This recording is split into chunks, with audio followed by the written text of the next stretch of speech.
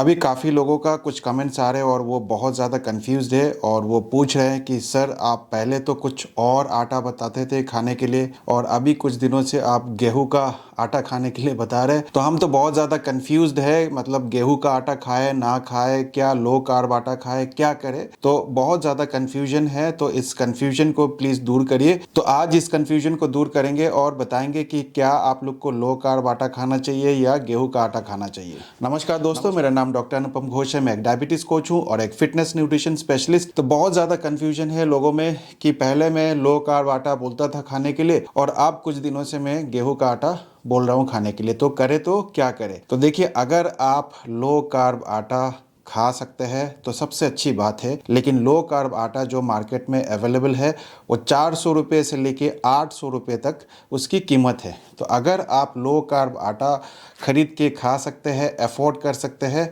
तो बिल्कुल low carb आटा खाइए, उससे आपकी शुगर लेवल कंट्रोल्ड में रहेगा।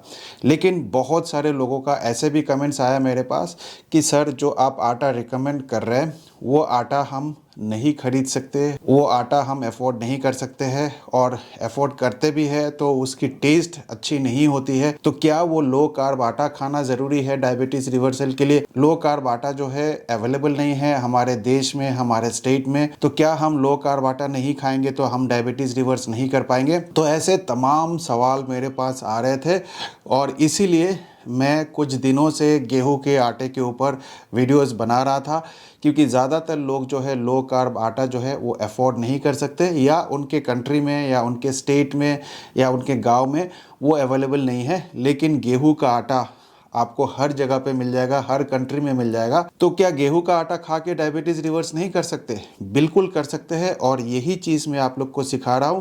और आप लोग अगर 2 वीडियोस देख के कंफ्यूज्ड होते हैं तो आप मेरे साथ कंसल्टेशन भी ले सकते हैं, आप मेरे साथ कोचिंग भी ले सकते हैं। अदरवाइज़ आपको हमेशा कन्फ्यूजन रहेगा, क्योंकि मैं अपने वीडियोस में कभी कहूँगा कि लो कार्ब आटा खाओ, कभी कहूँगा कि गेहूं का आटा खाओ।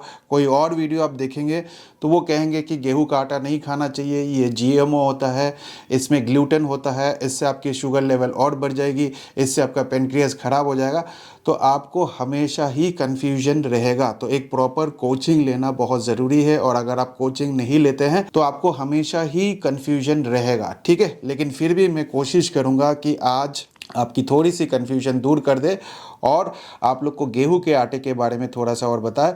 तो सबसे पहले मैं आप लोग को बता दूं कि गेहूं का आटा जो है वो जीएमओ नहीं होता है, इसमें कोई जेनेटिकली मॉडिफाइड कुछ भी नहीं होता है, ये अलाउड ही नहीं है। किसी भी कंट्री में व्हीट का जीएमओ प्रोडक्ट नहीं आप बेच सकते, ये अलाउड नहीं है, ये गवर्नमेंट का रूल है।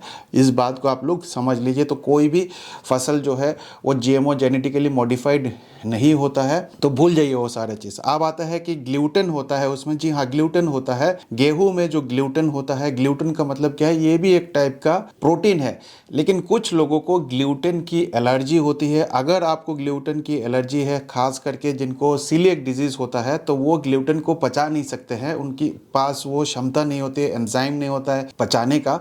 तो आपके लिए ग्लूटेन सही नहीं है, आपके लिए व्हीट आटा सही नहीं है। लेकिन अगर आपको कोई ग्लूटेन की प्रॉब्लम नहीं है, एलर्जी नहीं है, तो आप गेहूं का आटा बिल्कुल खा सकते हैं।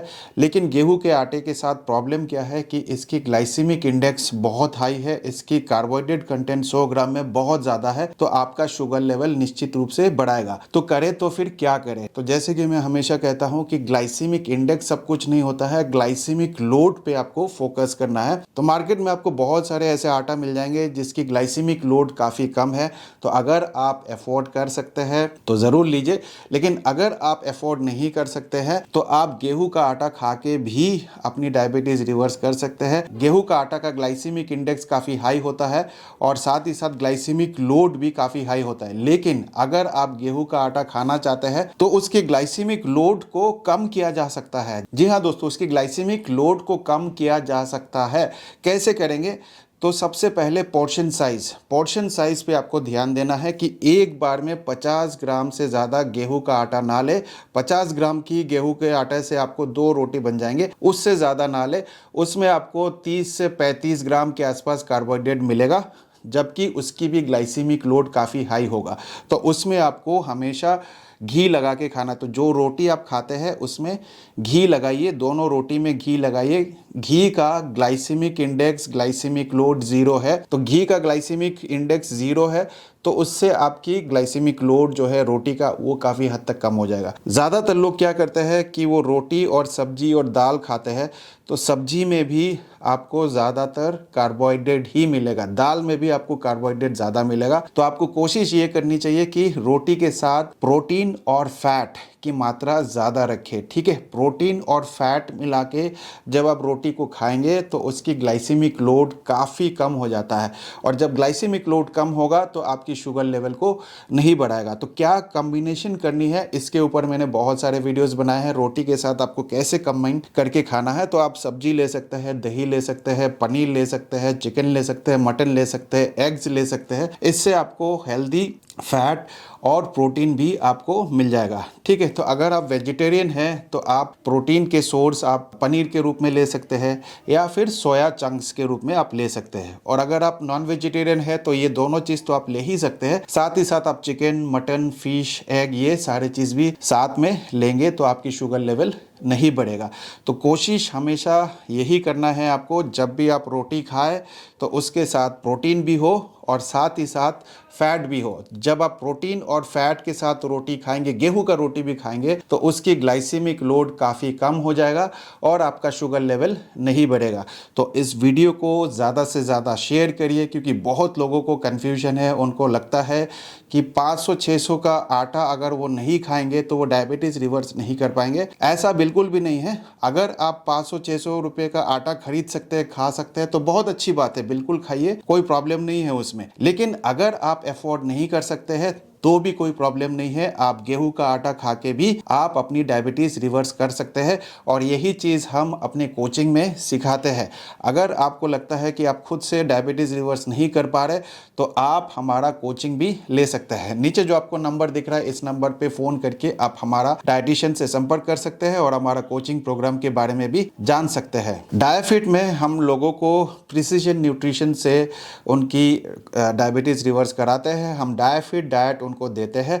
डायफिट डाइट क्या है? ये कुछ भी नहीं है, ये एक सिस्टम है, एक प्रोसेस है, एक कैलकुलेशन है, जिसमें आपको 26% या उसके नीचे आपको कार्बोहाइड्रेट से लेना है अपनी टोटल डेली एनर्जी एक्सपेंडिचर का। साथ ही साथ आपको 1.5 से लेकर 2 ग्राम पर केजी बॉडी वेट आपको प्रोटीन से लेना है, और जो आपकी रिमेनिंग कैलोरीज बचेंगे वो आपको हेल्दी फैट से लेना है। तो आप देखेंगे कि फैट का मात्रा जो है वो 40 से 45% के आसपास आता है। अगर आप डायफिट डाइट को फॉलो करेंगे तो आप कुछ भी खा सकते हैं। आप गेहूं का आटा भी खा सकते हैं, आपको जो पसंद है वो आप खा सकते हैं। अगर आपको गेहूं का आटा सूट नहीं कर रहा है तो आप लो कार्ब आटा भी खा सकते हैं। अगर आपको लो कार्ब आटा सूट नहीं कर रहा है या अफोर्ड नहीं कर सकते तो आप गेहूं का आटा भी खा सकते हैं। अगर गेहूं का आटा भी सूट नहीं कर रहा है, आपको मिलेट सूट कर रहा है तो आप मिलेट भी खा सकते हैं। अगर आप वेजिटेरियन है तो आप वेजिटेरियन खाना ही खाएंगे। अगर आप नॉन वेजिटेरियन है तो आपको नॉन वेज छोड़ने की ज़रूरत नहीं है। अगर आपको डेयरी प्रोडक्ट्स खाने की इच्छा होती है तो आप डेयरी प्रोडक्ट्स भी खा सकते हैं, और यही खास बात है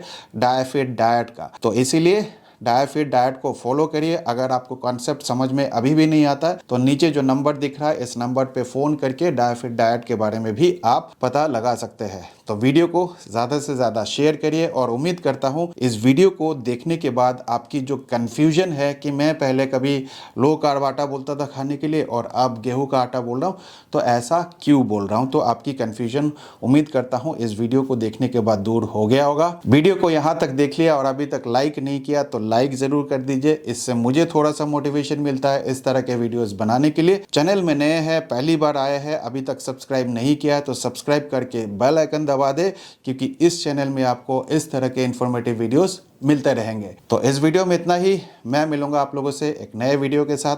तब तक स्वस्थ रहे, मस्त रहे। इस वीडियो को देखने के लिए आप सबका बहुत बहुत धन्यवाद।